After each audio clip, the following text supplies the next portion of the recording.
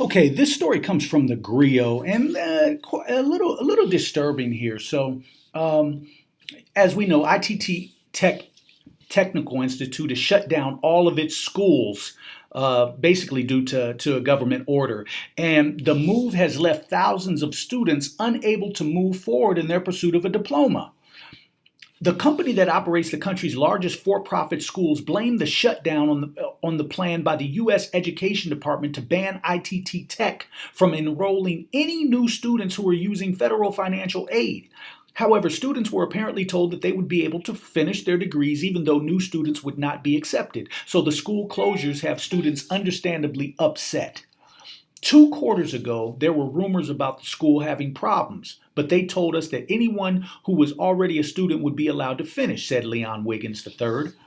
Am I angry? He said. I'm like angry times 10 million. Young brother trying to get his education.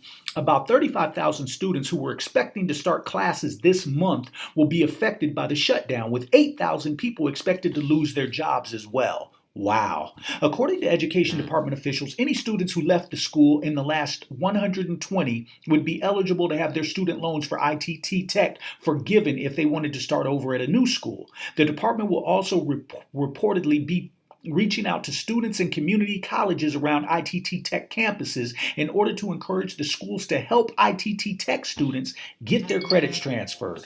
ITT Tech said that the closures were due to unwanted and unwarranted government interference. The damage done to our students and employees, as well as to our shareholders and the American taxpayers, is irrevocable, ITT said. We believe the government's action was inappropriate and unconstitutional. However, with the ITT Technical Institute's ceasing operations, it will now likely rest on other parties to understand these reprehensible actions and to take action to exempt or to attempt to prevent this from happening again, the company said. However, U.S. Education Secretary John B. King Jr. said that the decision was not made lightly and that the department was dedicated to helping students. The school's decisions have put hit students and millions of dollars in taxpayer-funded federal student aid at risk, King said. We made a difficult choice to pursue additional oversight in order to protect you, other students, and taxpayers from potentially worse educational and financial damage in the future if ITT was allowed to continue operating without increased oversight and assurances to better serve students.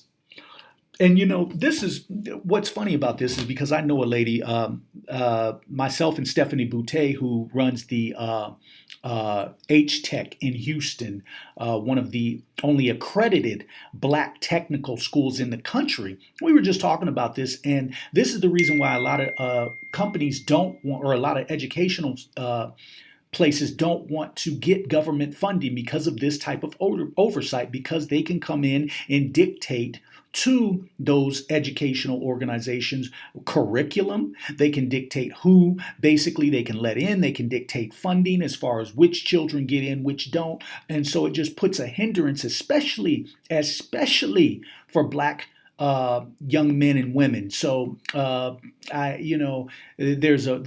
guess there's two sides to the coin on this subject. But if you want further news, information, and updates, please subscribe to @yourblackworld.net. My name is Yurima Karama at Your Black World News.